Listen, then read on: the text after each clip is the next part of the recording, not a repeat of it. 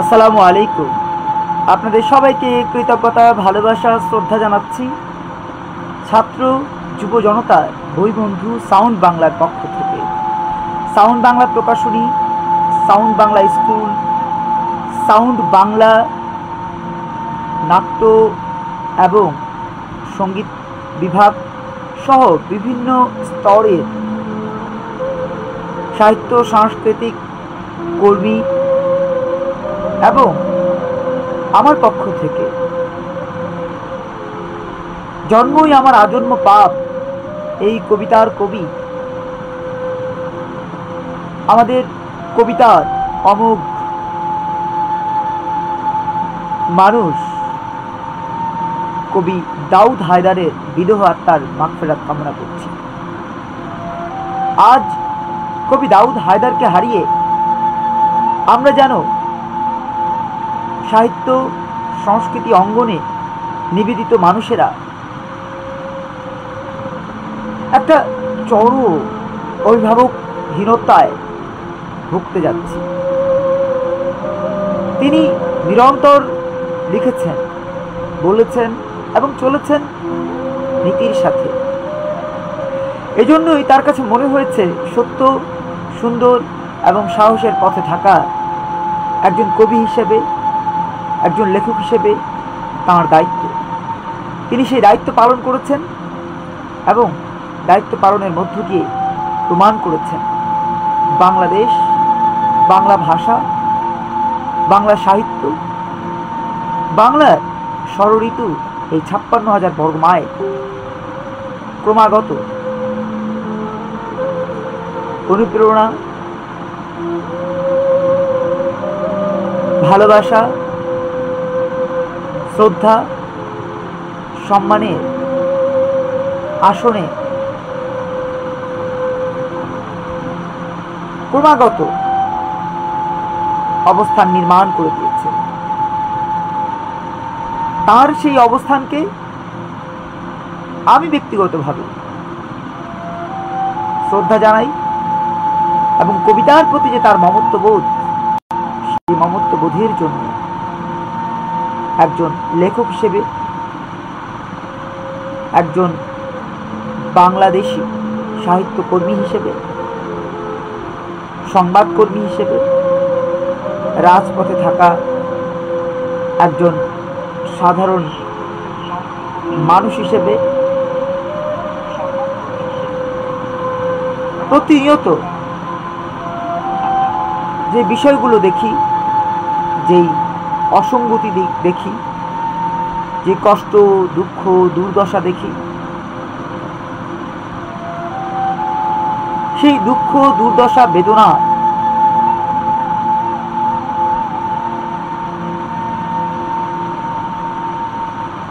পরিপ্রেক্ষিত তৈরি হয় বুকের ভেতরে। বুকের ভেতরে জগদ্দল পাথরের মতো করে চেপে বসে সময়, সুন্দর, সাহস। এ কারণেই আমরা কোনো অন্যায়ের পথে চলতে পারি না, চলতে চাইও না। অন্যায় কখনোই মানুষকে সঠিক পথে নিয়ে যেতে পারে না। আর এ কারণেই যারা অন্যায়ের পথে চলে তারা খুব লম্বা সময় নিয়ে থাকলেও বেঁচে থাকে না ইতিহাসে, ঠাঁই পায় না ইতিহাসের কোনো অধ্যায়ে। আজকে যারা আমাকে দেখছেন তাদের সবাইকে কৃতজ্ঞতা, ভালোবাসা, শ্রদ্ধা জানাচ্ছি।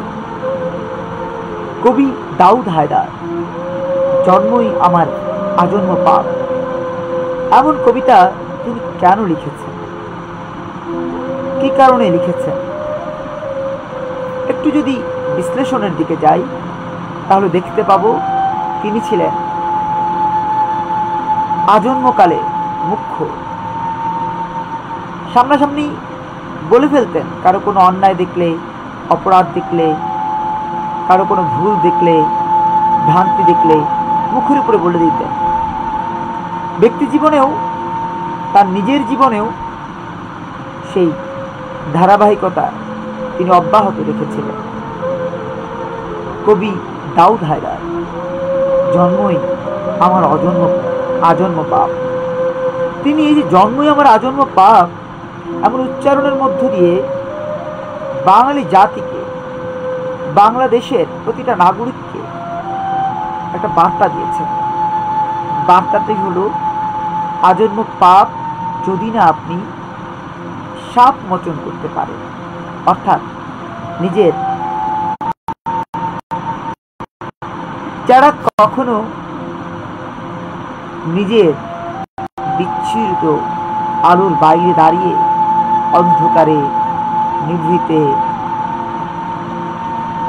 লুকিয়ে থাকে, সবকিছুর পেছনেই ইচ্ছে শক্তিটা সবচেয়ে বড় ভূমিকা রাখে। চলুন, অনেক কথা বলেছি, এবার কবি দাউদ হায়দারের সেই বিখ্যাত কবিতা জন্মই আমার আজন্ম পাপ আমরা একটু শুনে নিই। আমি মমিন মেহেদি, আপনাদের দীর্ঘদিনের দুঃখ, দুর্দশা, বেদনা, লাঞ্ছনা, বঞ্চনা, নির্যাতন, নিপীড়নের বিরুদ্ধে কথা বলা একজন নিমগ্ন সৈনিক। কবিতা লিখি, গান গাই, রাজনীতি করি, সাংবাদিকতা করি, যা কিছুই করি, মূল জায়গাটি পরিবর্তন, উত্তরণ। পরিবর্তন আর উত্তরণ বছরের ইতিহাসে আমার যে জীবন, সেই জীবনটাও কিন্তু লম্বা সময়, 40 বছর অতিক্রম করতে যাচ্ছি। লেখালেখি করছি, রাজনীতি করছি, যা কিছুই করছি, মূল লক্ষ্য উত্তরণ এবং পরিবর্তন। চলুন, কতটা উত্তরণ এবং পরিবর্তনের কথা কবি দাউদ হায়দার তার জন্মই আমার আজন্ম পাপ কবিতায় উচ্চারণ করেছেন, সেটি একটু লক্ষ্য করে আসি, শুনে আসি, দেখে আসি, বুঝে আসি, বুকে ধারণ করে আসি। জন্মই আমার আজন্ম পাপ, মাতৃ জরায়ু থেকে নেমেই জেনেছি আমি, সন্ত্রাসের ঝাঁঝালো দিনে বিবর্ণ পত্রের মতো হঠাৎ ফুৎকারে উড়ে যাই, পালাই পালাই সুদূরে, চৌদিকে রৌদ্রের ঝালে। বাসের দোতলায় ফুটপাতে, রুটির দোকানে দ্রুতগামী নতুন মডেলের চকচকে চকচকে নতুন মডেলের চকচকে বনেটে রাত্রির জমকালো আলো, ভাঙাচোরা চেহারার হদিস, ক্লান্ত নিঃশব্দে আমি হেঁটে যাই। পিছনে ঝাঁকড়া চুলওয়ালা যুবক, অষ্টাদশ বর্ষিয়ার নিপুণ ভঙ্গি, দম্পতির অলৌকিক হাসি, প্রগাঢ় চুম্বন। আমি দেখে যাই, হেঁটে যাই, কোথাও সামান্য বাতাসে উড়ে যাওয়া চাল, অর্থাৎ আমার নিবাস। ঘরের স্যাঁতসেঁতে মেঝের চাঁদের আলো এসে খেলা করে। আমি তখন সংগ্রামে ব্যর্থ, স্ত্রীর দুঃখ, অভিমান, কান্না, সন্তান সন্ততি পঙ্গু, পেটে জ্বালা, পাজরায় তেল মালিশের বাসন উধাও। আমি কোথা যাই? পান্তায় নুনের অভাব, নিসঙ্গতাও দেখেছি আমি। উৎকণ্ঠার দিনমান জলজলে বাল্বের মতন আমার চোখের মতো স্বজনের চোখ, যেন আমূল্য গ্রাস করবেই আমাকে। আমি সমস্ত আহার নষ্ট করেছি নিমিষে, আমি সমস্ত আহার নষ্ট করেছি নিমিষে, আমি সমস্ত আহার নষ্ট করেছি নিমেষে। শত্রুর দেখা নেই, অথচ আমারই শত্রু আমি। জ্বলন্ত যৌবনে ছুটি ফ্যামিলি প্ল্যানিং কোথায়? কোথায় ডাক্তার, কম্পাউন্ডার যারা আমাকে অপারেশন করবে? পুরুষত্ব বিলিয়ে ভাবি 20 টাকা 1 সের চাল, অন্যান্য সামান্য দ্রব্যাদি মিলবে তো?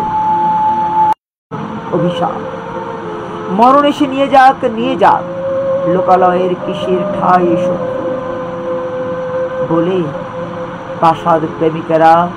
আমিও ভাবি তাই, ভাবি